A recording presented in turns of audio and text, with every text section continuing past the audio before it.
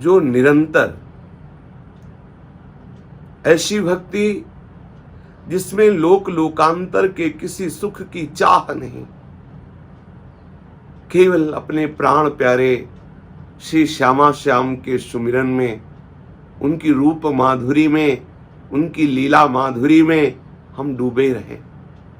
गदगद सुर नैना सजल दंपति रस रहे भीर, नेत्रों से अश्रु प्रवाह हो रहा, आनंद की उमगन में शरीर में रोमांच हो रहा है, कंठ गदगद हो रहा है, हृदय में श्री युगल सरकार गलबहियां दिए हुए विराजमान है। ऐसी रूप माधुरी में हर समय हम छके रहें, ऐसी भक्ति। उपासक का स्वभाव परिवर्तन होना अनिवार्य है।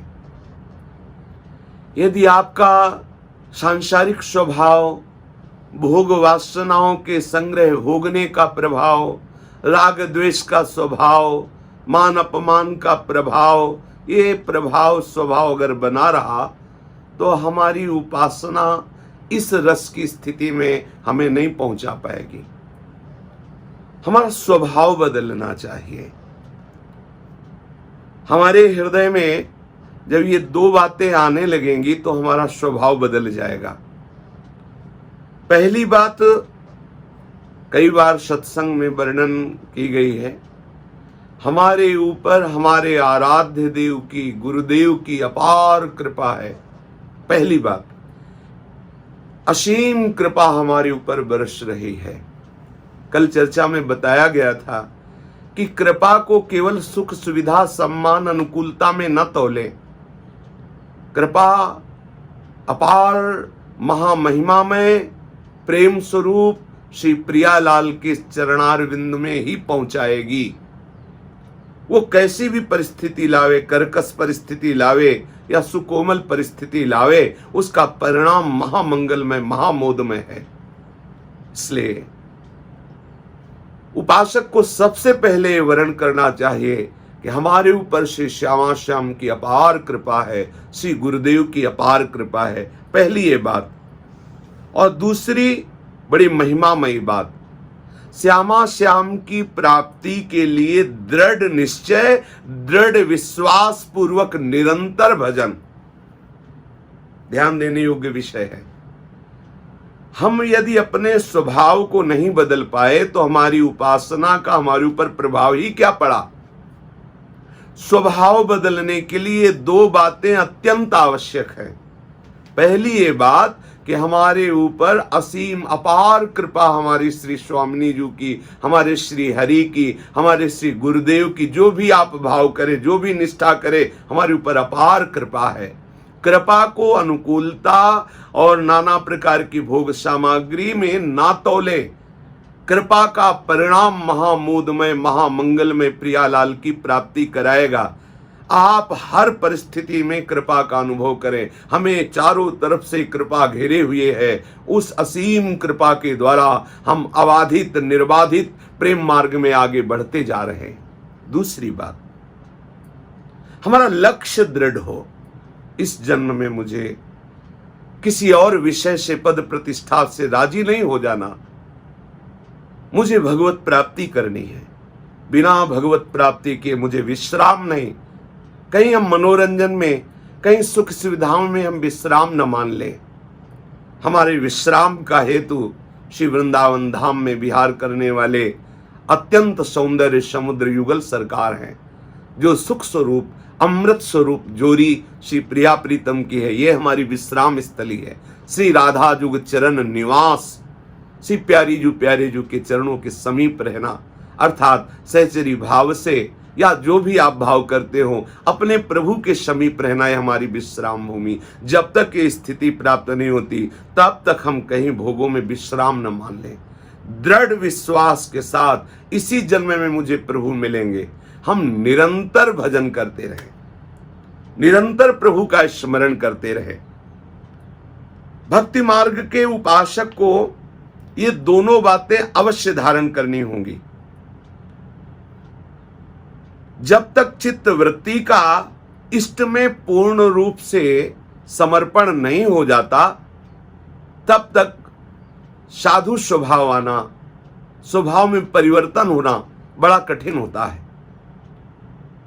बहुत ध्यान देने योग्य विषय है। यदि आप उपासक है, आपका स्वभाव परिवर्तित नहीं हुआ तो आपको मिल क्या रहा है? आप कोई न कोई असाधन कर रहे हैं, सावधान होइए। हमारा जब तक इष्ट में पूर्ण मन नहीं लग जाता, चित्त वृत्ति नहीं लग जाती, तब तक स्वभाव का परिवर्तन नहीं होता। मुरारी पादार्पित चित्त वृत्ति सावई मना कृष्ण पदारविंदयो, इससे हमारा पूर्ण स्वभाव बदलेगा। साधन में सफलता हमारी है एक एक चित्तवृत्ति प्रभु के चरणों में अर्पित हो जाना। भक्ति योग उपासक प्रभु के कृपा बल से, गुरुदेव के कृपा बल से अपने मन को, अपनी चित्तवृत्ति को, जो गुरुदेव ने उपासना दी है, जो भगवान गुरुदेव रूप से आकर के शास्त्र सम्मत हमें उपासना का मार्ग दे रहे, उसके अनुसार चलने से मन भगवत चरणारविंद में लग जाता है। एक एक चित्त वृत्ति प्रभु में लग जाती है। यदि आप गुरुदेव के चरणों का आश्रय नहीं लिए, श्री हरि चरणों का आश्रय नहीं लिए, तो आप साधन कर रहे हैं, पर उस साधन में एक भयानक दोष प्रकट हो जाता है। अहंकार विमूढ़ात्मा करता हमिति मन्यते, मैं करता हूं, ये सूक्ष्म अहंकार अंदर से प्रकट होने लगता है। मैं बहुत बड़ा साधक हूं, मैं तपस्वी हूं, मैं ज्ञानी हूं। और यदि आपने श्री हरि चरणों का आश्रय लिया है, गुरु चरणों का आश्रय लिया है, तो आपको रहता है गुरुदेव की कृपा से हमारा साधन चल रहा है। गुरुदेव के आशीष से, गुरुदेव की कृपा दृष्टि से हमारे हृदय में सुंदर विचार आ रहे हैं, हमारे हृदय में भगवत चिंतन चल रहा है, हमारी साधना चल रही, हम व्यवहार में भी भागवतिक व्यवहार करते, गुरुदेव की कृपा से। हमारे ऊपर श्री जी की बहुत कृपा है, गुरु जी की बहुत कृपा है। तो ये अहंकार दोष जो सृष्टि के जन्म मरण का हेतु है, मूल है, वो हमें परास्त नहीं कर पाता है। साथ ही उसके अंदर ये धारणा होती है कि भगवान किसी साधना के परिणाम से नहीं, वो कृपा से प्राप्त होते हैं। उसके अंदर ये बैठ जाता है कि भगवत कृपा से ही भगवान की प्राप्ति होती है। तुम्हारी कृपा तुम्हें रघुनंदन, जानहि भगत भगत उर चंदन। भगवत कृपा से प्रभु के रहस्य को जानना, भगवत कृपा से भगवत प्राप्ति होना। यह गुण साधन ते नहीं हुई, तुम्हारी कृपा पाओ कोई कोई। जो भगवत आश्रित, गुरु आश्रित होता है, उसके हृदय में बात बैठ जाती है, जो साधन हो रहा है वो कृपा से हो रहा है, आगे जो और साधन बढ़ेगा वो कृपा से बढ़ेगा, भगवत प्राप्ति कृपा से होगी। वो कृपा का आश्रय लेने वाला उपासक कभी अहंकार नहीं करता, अभिमान रूपी दोष नहीं आता।